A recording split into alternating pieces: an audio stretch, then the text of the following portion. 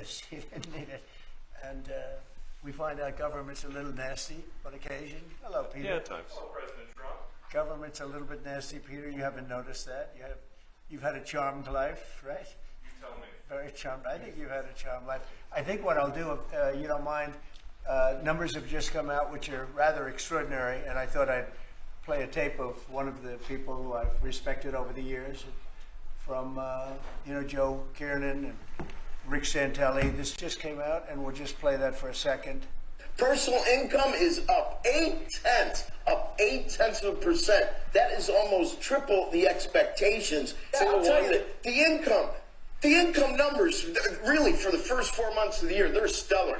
They're really stellar. I mean, I could go back and look at the first 4 months of many different years. Really very strong numbers, and you're right. This administration is criticized for just about everything under the sun. I've never, ever in my lifetime had glimpses into the politics of an administration in the form of transparency like this one. Why don't we be, give credit where credit is due? Income really shooting up. Rick, I also thought everybody was going to get one last order of imports that were going to be tariffed, and they were loading up on things. How the hell did they already fix the trade, or not fix it, but to cut it in half? That's crazy. So there wasn't a lot of front loading of things that they needed before the tariffs hit. Yeah, I'll tell you what, it really does call into question some of the conventional wisdoms. And, it's going to be interesting to see what happens next month when we get this number, or we see some of the other numbers like current accounts, see how they fared. Because I don't know, I've been watching these numbers a long time. I don't think I've ever seen the trade deficit cut in half in 1 month. Not bad. Woo. Right? Not bad. Come on, guys.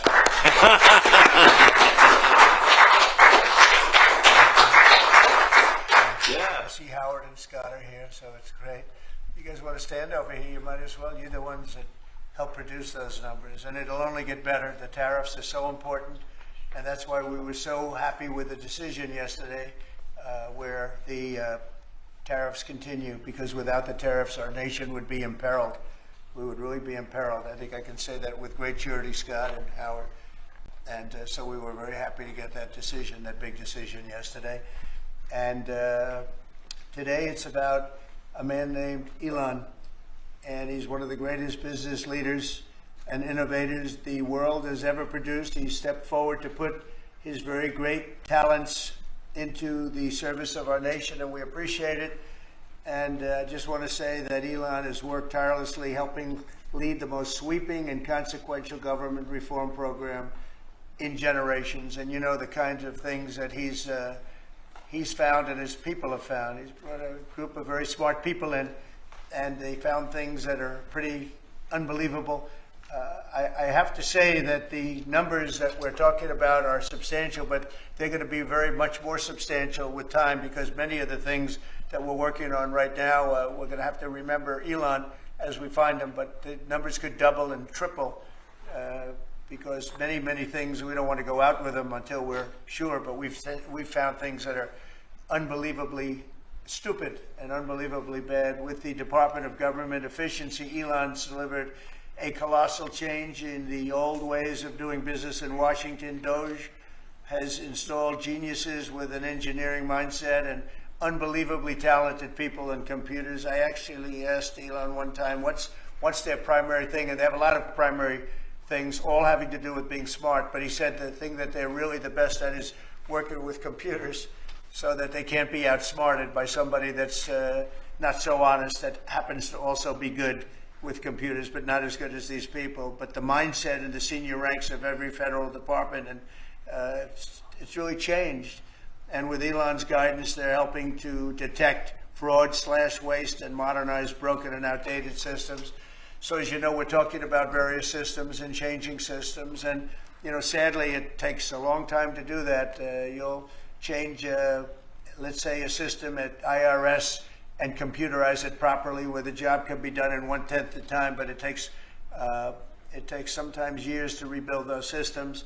But we've started, in many cases, I will say that this has less to do with Elon, but the air traffic control systems, we're bidding out to the best companies in the world, those systems right now. They were what the previous administration was horrible what they did. They spent billions and billions of dollars, and in the end, it didn't even come close to working. They tried to hook up wire to copper, and it can't be done. And they just spent billions of dollars and just wasted money. Actually made the system much worse. So we're going to get a brand new modern system. Congress is working with us on that, and we're going to get it done as quickly as we can. But it's in the works, and once it's done, it'll be good for 30 years. But we have a system that's 48 years old and would have a modern computer hooked into a very outdated computer, and they don't hook up. I mean, they didn't hook up. So after spending billions of dollars, they turned on the system, and in never any cases, from local to countrywide, they never worked.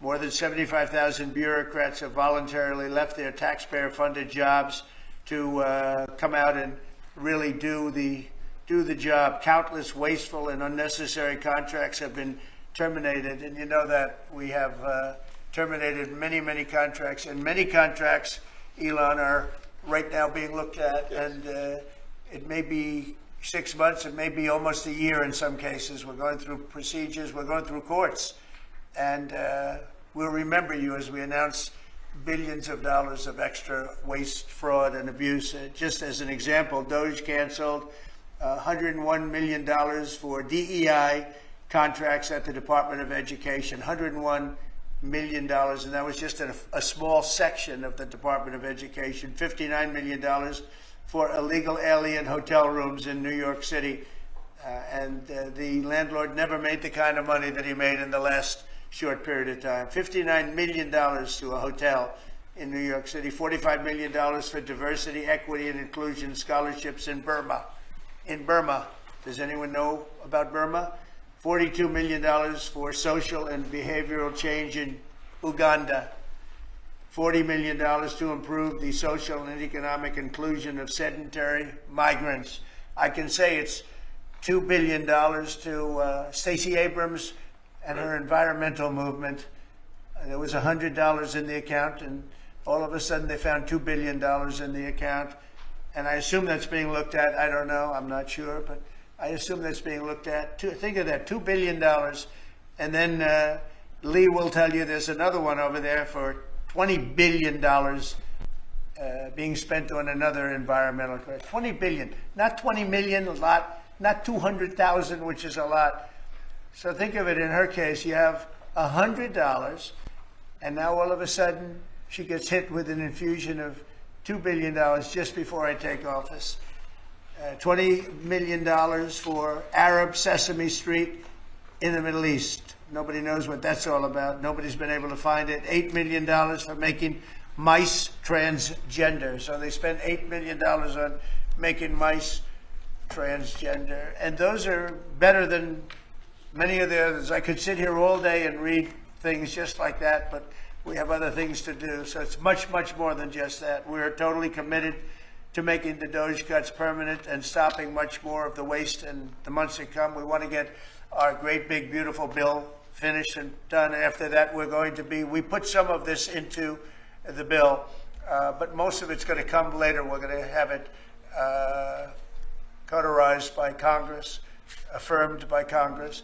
In some cases, we'll make cuts. In some cases, we'll just use it in a different layer to save the money. But it's hundreds of billions of dollars. DOGE has also fully modernized the federal retirement process and continues to work very hard on the IRS modernization. But we're taking that over with DOGE.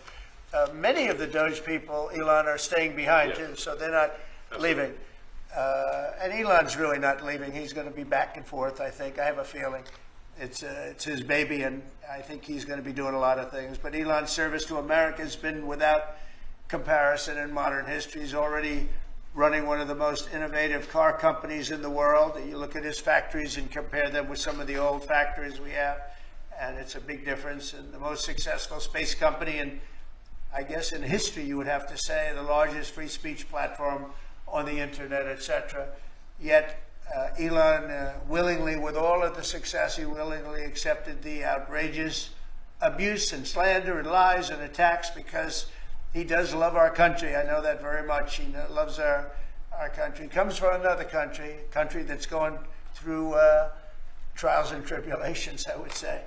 But he's all about the USA, and Americans owe him a great debt of gratitude. So I just want to thank Elon for his time as special government employee. Can you imagine? They called him an employee, but it's a special government employee, and for coming and helping us. And he really has changed the mindset of a lot of people. A lot of people thought, you know, maybe we'll cut 1% or 2% or 3%.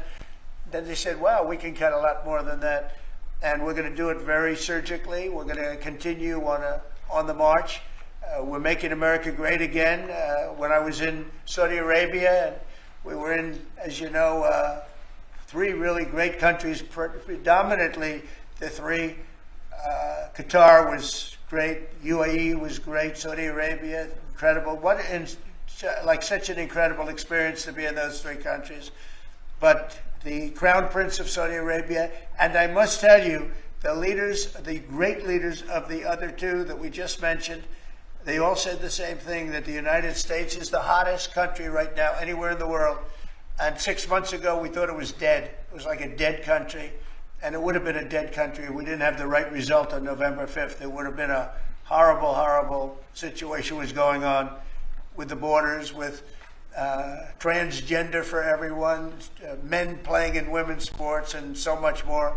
But they were saying the hottest country anywhere in the world. And then I played that little clip because I was one person who was respected, but there were 2 people, because Joe was in that one too. Joe's a good man.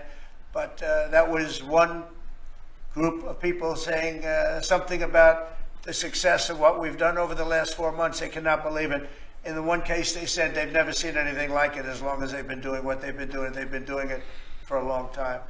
So I want to thank Elon for helping. And again, you know, the United States right now is the hottest country anywhere in the world. There's no country as hot, and we're doing really well. When I left, we had no wars, we had no problems. We defeated ISIS, we rebuilt our military, and we had no inflation.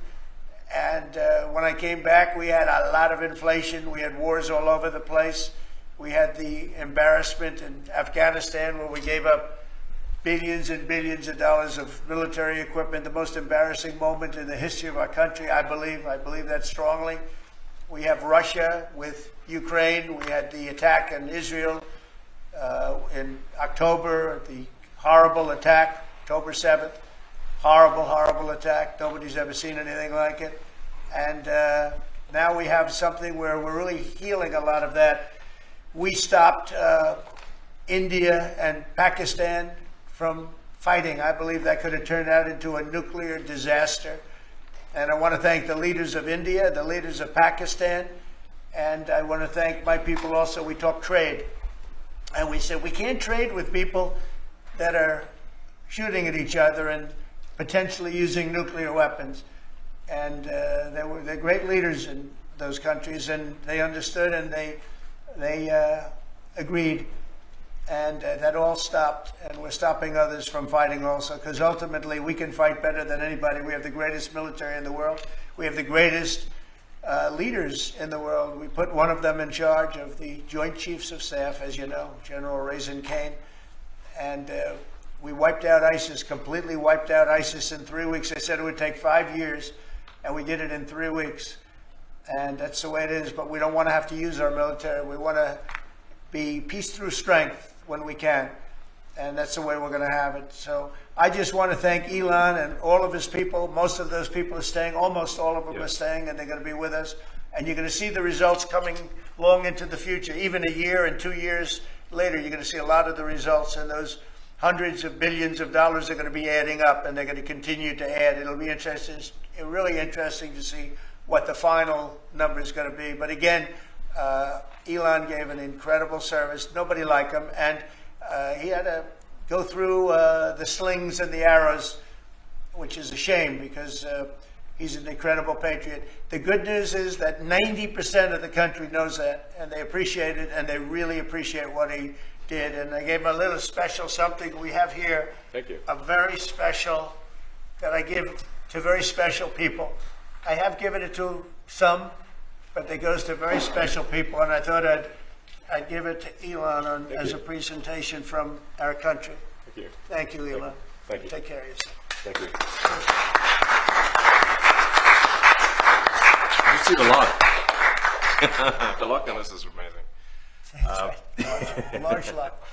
Well, let me say perhaps a few words that this is not the end of DOGE, but really the beginning. My time as a special government employee necessarily had to end. It was a limited time thing. It's 134 days, I believe, which ends in a few days. So, so that it comes with a time limit. But the DOGE team will only grow stronger over time. The DOGE influence will only grow stronger. It's I liken it to sort of Buddhism. It's like a way of life. So it is permeating throughout the government, and I'm confident that over time we will see $1 trillion of savings and a reduction in $1 trillion of waste and fraud reduction. The calculations of the DOGE team thus far, in terms of an FY25 to FY26 delta, are over 160 billion, and that's climbing. We expect that number will probably go over 200 billion soon. So I think the DOGE team is doing an incredible job. They're going to continue doing an incredible job, and I'll continue to be visiting here and be a friend and advisor to the president. And I look forward to times being back in this amazing room. By the way, isn't this incredible? Look at this incredible. It's stunning. I think the way that the Oval Office, how the president has just completely redone the Oval Office. It's beautiful. I love the gold on the ceiling. Thank you. It's pretty nice. Yeah. It's been there a long time. That was plaster. Nobody ever really saw it. They didn't know the eagle was up there. And we highlighted. It's essentially it's a landmark, a great landmark, and that's 24-karat gold. And everybody loved it. And now they all see it when they come in. So it's been good. The Oval Office finally has the majesty that it deserves, thanks to the president. So I look forward to continuing to be a friend and advisor to the president, continuing to support the DOGE team, and we are relentlessly pursuing $8 trillion in waste and fraud reductions, which will benefit the American taxpayer. That's it, really. Thank you, Mr. President. Thank you. Right. Great job. Thank you. Thank you, President Trump. The president mentioned that you had to deal with all the slings and arrows during your time at DOGE. There's this New York Some of the people, some of the media organizations in this room were the slingers. Well, so there is a New York Times report today that accuses you of blurring the line between. It's the New York Times. Is that the same publication that got a Pulitzer Prize for false reporting on the Russiagate? Is it the same organization? I think it is. I think it is. I think the judge just ruled against the New York Times for their lies about the Russiagate hoax, and that they might have to give back that Pulitzer Prize. That New York Times. Let's move on. Okay. Next question. President Trump, Biden aides who used to work here are in talks with Republicans in Congress to go and testify about what they did or didn't do to possibly conceal President Biden's decline. Do you think that Dr. Jill Biden should also have to come in and testify about what she did or didn't do? Well, I hate the concept of it. It's the wife of a man who was going through a lot of problems, and everybody that dealt with him understood that. And I guess it came out during the debate loud and clear. That was the biggest signal of all. They have to do what's right. The country was there was a lot of dishonesty in the election, as you know, 2020. That's been now caught. People understand it was a rigged election. And when you go further out, when you see the auto pen, I think the auto pen is going to become one of the great scandals of all time, because you have somebody operating it or a number of people operating. Because I knew Joe Biden. Joe Biden wasn't in favor of opening up borders, letting 21 million people into this from prisons and mental institutions and gang members. He wasn't into that at all. And who signed these orders, proclamations, and all of the different things that he signed that set our country so far back, that was so bad for our country. With the auto pen, how would it work? Like, we're in the Oval Office right now. If there was a group of rogue staffers that worked for you who wanted to advance a bill or an executive order without your knowledge, how could they do it? How do they? Well, it's very hard because I'd read your newspapers or your media the next day and I'd say, well, I didn't approve that, and I would find it. I mean, they wouldn't get away with it for long because I'd say, I never signed that. Who the hell signed that? Auto pens, to me, are used to sign letters to people because we get, I think they said 20,000 letters a week, and you like to be able, when somebody takes the time to write a letter, it's nice to sort of write back. And auto pens are meant for that. Auto pens are not meant to sign major proclamations or tax cuts or borders, anything having to do with the border, which is so important. And if it happened on my watch, I would be able to see it because the next day or sooner I'd be reading about something that I knew nothing about and who the hell signed this.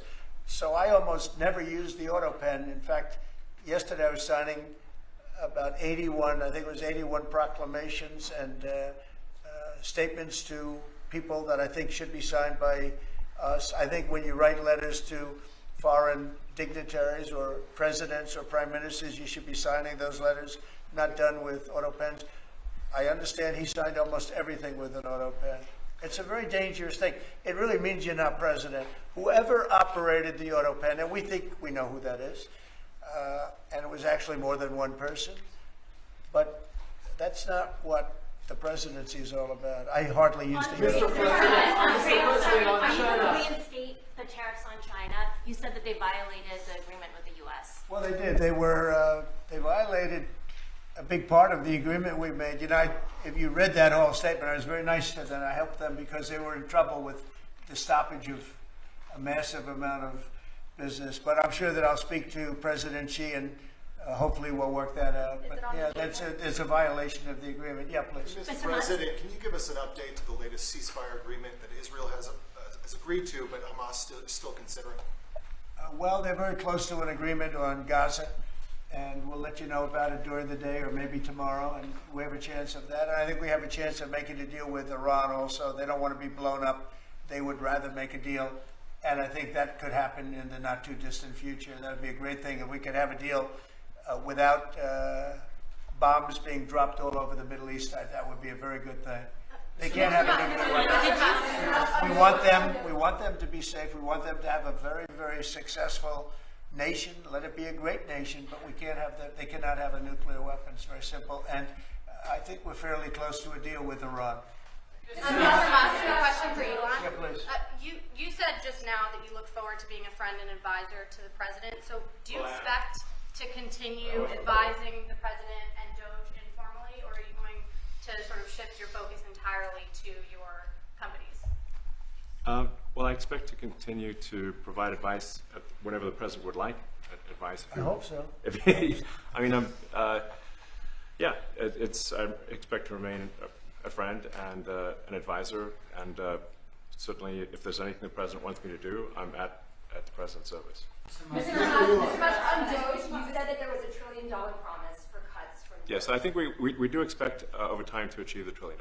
But what have you found in your time here was the biggest roadblock to getting those cuts? Was it the cabinet, or was it Congress, or something else? What was the biggest roadblock from your work? It's mostly just a lot of hard work. It's really not any one person or Congress. It's going through really millions of line items and saying just each one of them makes sense or does not make sense.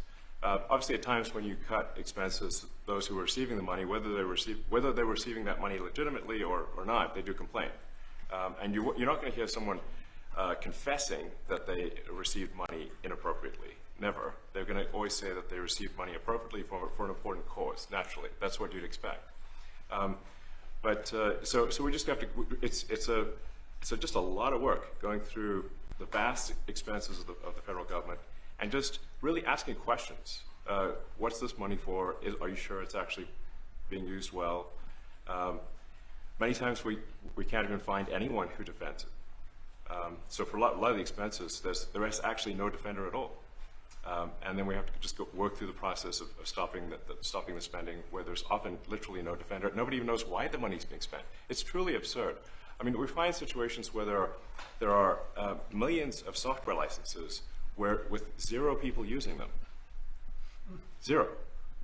Exactly. This is the quizzical expression. You're like, surely, if there's millions of software licenses, someone should be using them. No, and then we've got to go through the process of saying, okay, look, if no one's using the software, we need to terminate this software license agreement. That's everywhere in the government, by the way. Mr. Musk, what do you think would be easier, colonizing Mars or making the government efficient? It's a tough call, but I think colonizing Mars and making life multiplanetary is harder. And as I said, we do expect to achieve over time the $1 trillion of savings. We can't do it in like a few months, but if you say by I think the official end of DOGE, which the president may choose to extend, is the middle of next year. If you say by the middle of next year, with the support of the president and Congress, could we achieve $1 trillion of savings? I think so. We're on track to do so. Do you have faith that Congress is Mr. Go ahead. Mr. President, you had mentioned earlier in the week that DOGE had become a whipping boy, and as the president mentioned, you went through a lot to go through this process. Yes. Was it worth it for you, and what would you change? Yes, so what we found was happening was that if there were any cuts anywhere, then people would assume that was done by DOGE. And so we became like essentially the DOGE boogeyman, where if any cut anywhere would be ascribed to DOGE.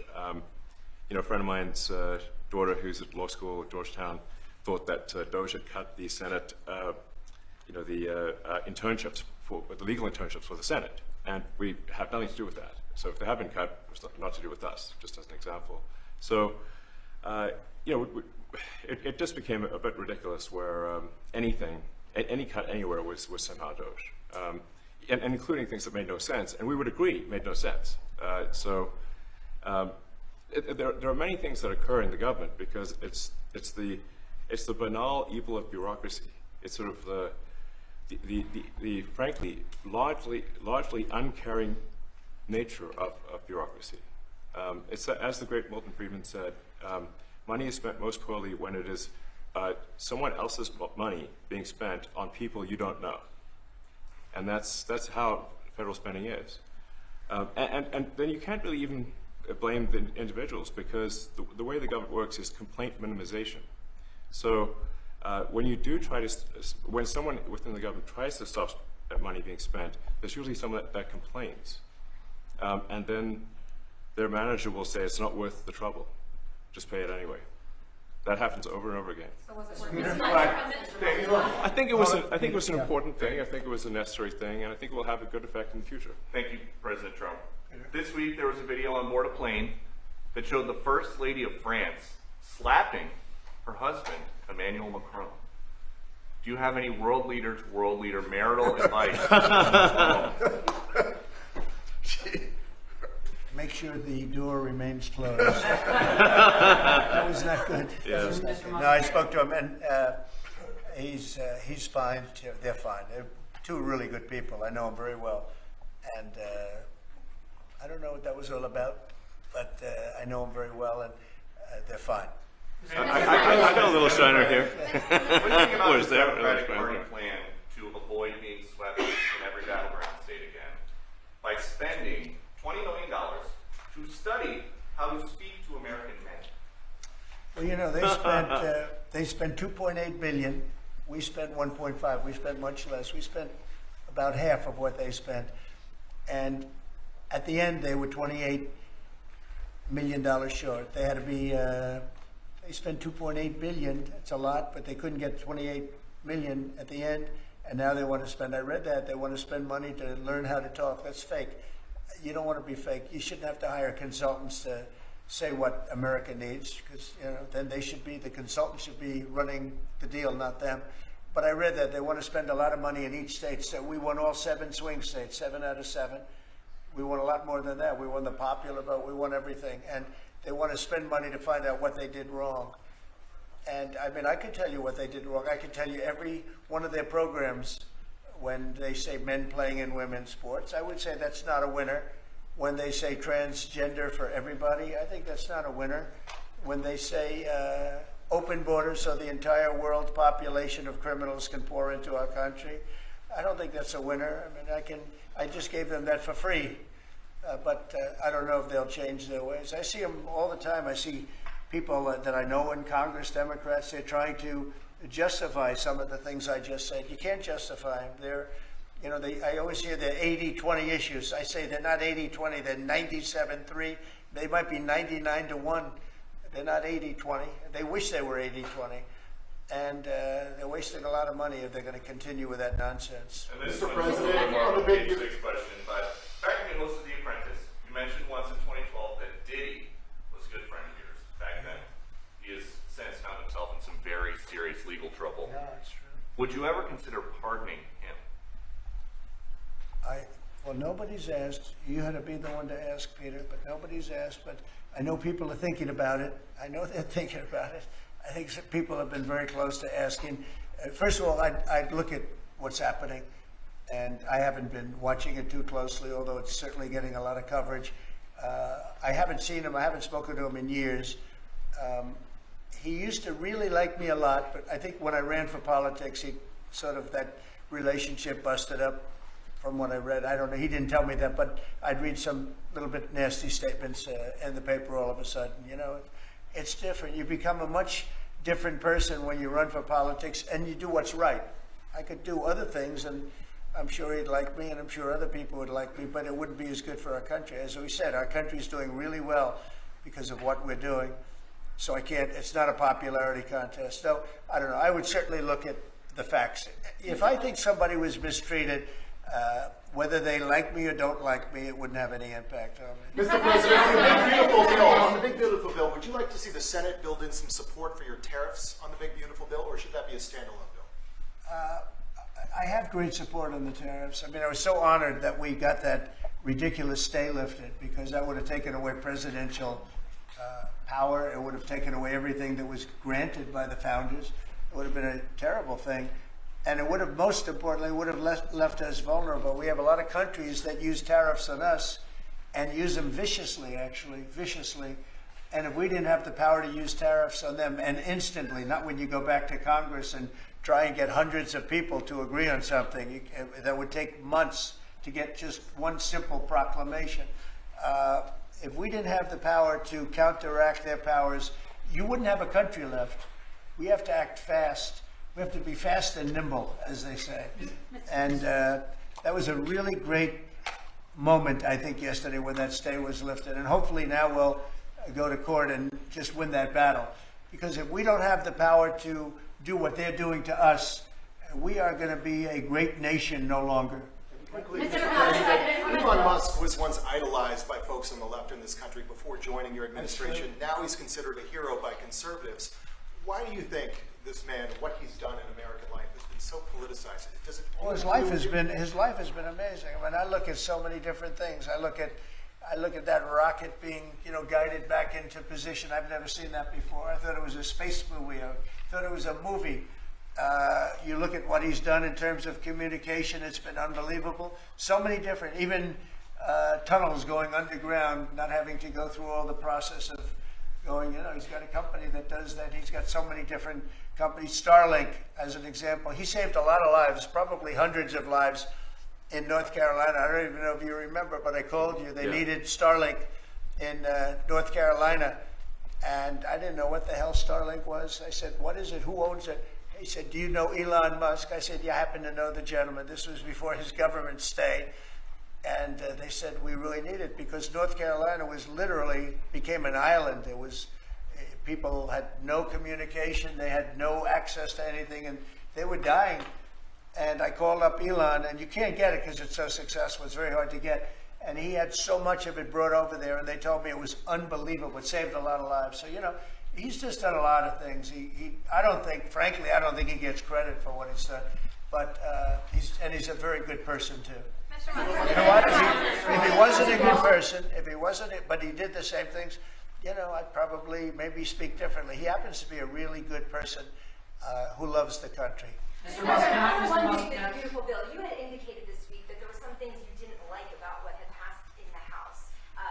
What changes do you want to see the Senate make? And you had also indicated there were things you didn't like about the bill. What would you be suggesting he push senators to change in their version? Well, I'll tell you, I'll go first. It's an unbelievable bill. It cuts your deficits. It cuts, it's a huge cutting. But there's things I'd like to see maybe cut a little bit more. I'd like to see a bigger cut in taxes. It's going to be the largest tax decrease or cut in the history of our country. I'd like to see it get down to an even lower number. I was shooting for a slightly lower number. I would have liked to have done that. But with all of that being said, when you look at the tax cut and the fact that the original tax cut, which made us so successful, we had the most successful 4 years in the history of our country, the economy, and this is going to be even better. And you see that by the reports that came out just yesterday or tonight. I guess they were released this morning at 8 o'clock. You see the kind of numbers where somebody that's a pro is like, whoa, I haven't seen numbers like this since I've been doing this. These are human emotions of professionals that have never seen numbers like, and we've just started. The bill is a great bill. It's going to be jiggered around a little bit. It's going to be negotiated with the Senate, with the House. But the end result is it extends the Trump tax cuts. If it doesn't get approved, you'll have a 68% tax increase. You're going to go up 68%. That's a number that nobody's ever heard of before. You'll have a massive tax increase. If it does get approved, you'll have a large tax cut, the largest we've ever had. When you add the past tax cuts that we got you, the Trump tax, they call them the Trump tax cuts. It's an amazing bill. It does amazing things. With all of that, it's going to be adjusted a little bit over the next coming weeks, and I think it's going to be passed. The Republicans want to pass it. With all of the great things it does, including an extension of debt, it's the extension. We have to extend the debt. If we don't extend debt, we're in default. Now, the Democrats might like our country to be in default, but in 250 years, we've never been in default. That was handed to them by a very well-meaning man that gave it to them because he thought it was the right thing to do. It could have been their problem before the election, but this man thought it was the right thing to do, and he was well-meaning. I don't hold anything against him for that, but that was put on our plate when it should have been on the Democrats. September 28th, a famous date. It should have been taken care of by the Democrats, but this person, a man of power, gave it to us so that in June that comes due. Well, we have to take care of that because if we don't take care of it, we have a country in default, and we don't ever want to have a country in default. I'll tell you, a certain senator, Elizabeth Warren, said that she would never, ever allow a default on our debt.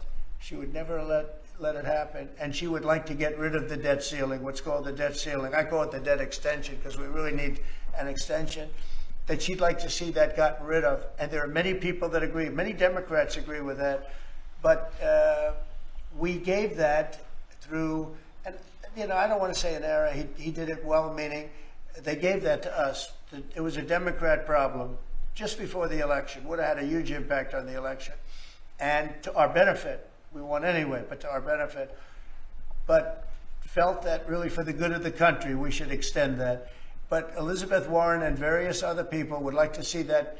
Her whole career, she wanted to see it terminated, gotten rid of, not being voted on every 5 years or 10 years. And the reason was because it's so catastrophic for our country. And I always agreed with her. That was one thing I agreed with her on. Now, I haven't spoken to her, but I would say that if you asked her that question now, she'd say, no, it's their problem. But it's a very unfortunate situation. It's a very unfair situation. And she happened to be right on that. It should be gotten rid of, or it should simply be extended. But that's one of the things that gets taken care of in this bill. That automatically gets extended for a 4-year period, and it should be. But I agree with Elizabeth Warren on that. I think you should get rid of it. It's too catastrophic. Mr. Musk, Yeah, please, go ahead. What do you want to see, Mr. Musk, to the bill? And to international students, I guess you welcome to study in the United States. And one question for Mr. Musk. The students, well, we want to have great students here. We just don't want students that are causing trouble. We want to have students. I want to have foreign students. I think Harvard, it's close to 31%. That's a lot. Our country's given $5 billion plus to Harvard over a short period of time. Nobody knew that. We found that out. I wouldn't say that was a DOGE thing, but we found that out over a period of time. That was sort of a Trump thing. We ended up in litigation for other reasons because they're very anti-Semitic. And in finding out and in going through the books, we found out that the country gave them $5 billion plus, much more than that actually. And we're having it out with them, and let's see what happens. I think we have a very good, well, it's a very sad case. It's a case we win. We can't lose that case because we have the right to make grants. We're not going to make any grants like that. But I don't think Harvard's been acting very nicely. I think Columbia wants to get to the bottom of the problem. They've acted very well. And there are other institutions too that are acting, but Harvard's trying to be a big shot. And all that happens is every 3 days we find another $100 million that was given. 2 days ago we found $200 million more. The money's given to them like gravy. I'd like to see the money go to trade schools, where people learn how to fix motors and engines, where people learn how to build rocket ships, because somebody has to build those rocket ships. Yeah. And I'd like to see trade schools set up, because you could take $5 billion plus hundreds of billions more, which is what's spent. Absolutely. And you could have the greatest trade school system anywhere in the world. And that's what we need to build his rockets and robots and things that he's doing, and to build lots of other things. And, I went to school with people. In some cases, they weren't good students, but they could fix the engine of a car better than anybody I've ever seen. They could take it apart blindfolded. They had an ability at that. And they did very well. They made a lot of money. It's a very skilled job. It's great. But I'd like to see a lot of money going into trade schools. I've always felt that. And we probably found our pot of gold, and that's what's been wasted at places like Harvard. And the money's been wasted. Yeah, please. Yeah, I wanted to ask quickly, Mr. Musk, is your eye okay? What happened to your eye? I noticed there's a bruise there. Well, it wasn't. I wasn't anywhere near France, so.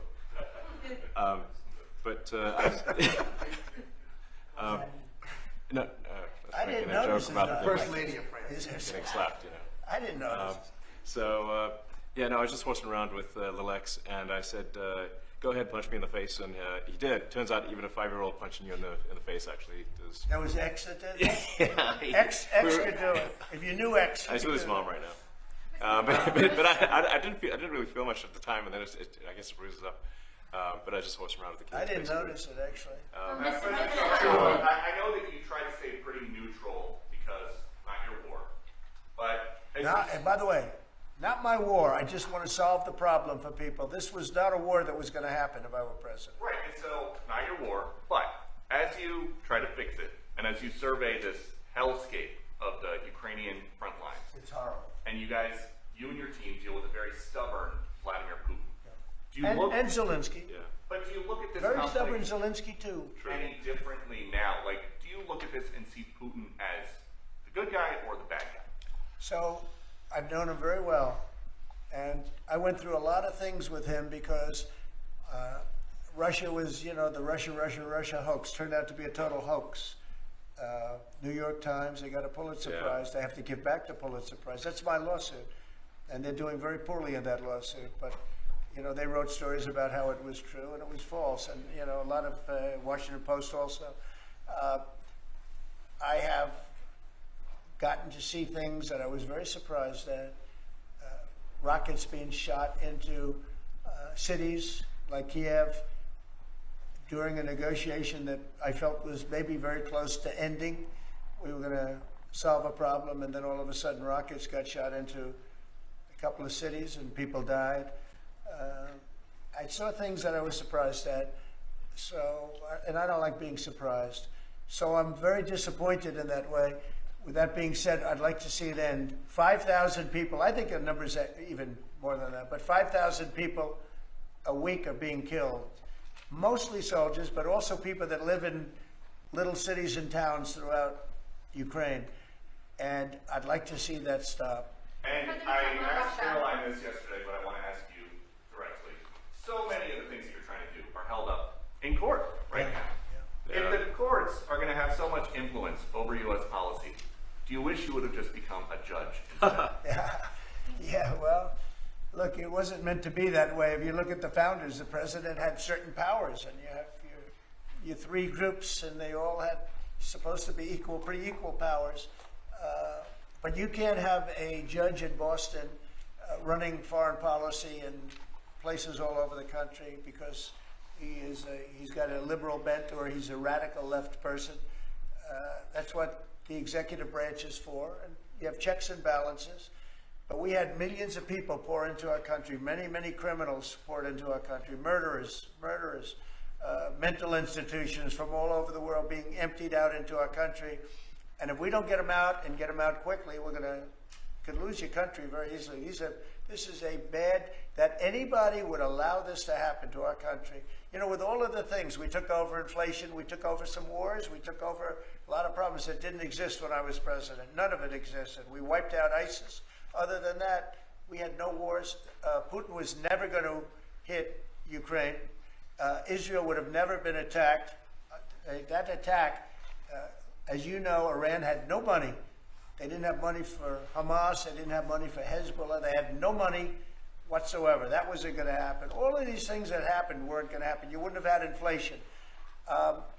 So it's very sad when I came back. But the thing that is the hardest is that they allowed 21 million people into our country, and many of those people are stone cold criminals. They moved their criminal population into the United States, and of all the things that are bad, I solved inflation, I believe, already. I got the fuel prices down. The fuel prices came down. That's one of the reasons they screwed up the energy. They screwed up the cost of gasoline and oil and gas. And you had tremendous inflation, the greatest inflation probably in the history of our country under Biden. And when people said, oh, but the economy was, no, the economy was terrible for the people because they couldn't afford the energy. And the energy brought everything else up. Energy is the big deal. But with all of that, we solved that already. In 4 months, we solved it. $1.99, $1.98 gasoline. First time people have seen that in a long time since my term. But the hardest thing to solve is millions of people pouring into our country, many of whom are criminals. Because remember, these countries are smart. Their leaders are very street smart. They're sending the people that they don't want. They don't want the people that are there, that are law-abiding, that are productive, that are working hard. They want people that are in jails. We have them. They allow them to come in. And I always look to the other side, like, why would somebody do something? In business, I try and study, why would they want to do this? Why would they want to sell it? Why would they want to buy it? One thing I can't figure out is, what would an administration, what were they thinking when they allowed millions of people from prisons all over the world, not just from South America, Venezuela, all over the world, from the Congo in Africa, hundreds of people, thousands of people from the Congo, rough prisoners, from Asia, from Europe, rough parts of Europe. Why would they allow them to come into our country? Why would they do that? It's the one thing I can't figure out. And I don't believe it was Joe Biden. I really don't. I mean, look, he's been a sort of a moderate person over his lifetime, not a smart person, but somewhat vicious person, I will say. If you feel sorry for him, don't feel so sorry because he's vicious. What he did with his political opponent and all of the people that he hurt a lot of people, Biden. And so I really don't feel sorry for him. But he wasn't a person that would allow murderers to come into our country. He wasn't a person that was in favor of transgender for anybody that wanted it, take kids out of families, et cetera, et cetera. So I just don't understand why a thing like this, how a thing like this could have been allowed to happen. Very sad. It's very sad for our country. If I could add something to that, which is, I think the fundamental moral flaw of the left is empathy for the criminals and not empathy for the victims. Empathy for the criminals, but not empathy for the victims. And there's been way too much of that. That needs to stop. To the president's point, there's been immense judicial overreach that is unconstitutional. That was never intended. And it's undermining the people's faith in the legal system. It needs to stop. It's gone too far. And just today, we had, just a couple of hours ago, we had a great decision from the Supreme Court, thank goodness, that was very important. We had two important decisions yesterday on the tariffs, because again, we have to be able to fight a fair fight with other countries. Howard, would you say? We have to be able to use tariffs to fight people that use tariffs on us. I mean, if we didn't have that power of tariffs, we would economically be destroyed as a country, because they will destroy us. Other countries will destroy us with unchecked tariffs. We can check them when we have the use. They tried to take that power away from us. And if you take that power away, we're not going to have a country. We won't have an economically viable country. But it's very important on immigration that we be able to get people out without having to go through a long court case. I mean, it was up to some of these judges. Every single one of these millions of people, criminals, prisoners that were let go from jails because they save a fortune when they did. They brought them into the United States. You know what they're saving? The money they're saving? But some of the murderers, it's very important that we're able to get those people out of here fast, bring them back to their country where they belong. And those countries take them, because if they don't take them, they have to go through the wrath of the United States, and they take them. But we have judges that don't want that to happen, and it's a terrible thing. That's going through the court system right now, that whole situation. But when ICE and with Border Patrol, they've done an incredible job. When they do this incredible job and they capture 100 killers and drug dealers, and we can't keep them for years here as we go through trials. We have to get them out rapidly, and we know who they are. And we're very careful about who they are, but we have to get them out rapidly, or again, we're not going to have a country. Okay? Maybe one or two more. Go ahead, please. That tariff may also affect companies like Tesla, which has parts manufactured abroad, and this is also to Elon Musk. Well, he's going to end up building his whole car here. I mean, I thought he built his whole car. Pretty much he does. He's got incredible factories in, like I looked at one in Texas. It's unbelievable. No way. All of the manufacturers will build their parts here too. I mean, it used to bother me. They make a part in Canada, a part in Mexico, a part in Europe, and sent all over the place, and nobody knew what the hell was happening. I think it's ridiculous. You build a car, make it in America, and I gave them a little leeway on that. You know, I gave them some leeway. But over the next year, they've got to have the whole thing built in America. That's what we want. We want America to buy American-built cars. Thank you very much, everybody. Thank you, guys. Thanks, guys. Thank you, guys. We're heading out. Right out. Thanks for watching, and if you haven't already, please consider subscribing to our channel. And while you're at it, please leave us a comment. Thank you for watching.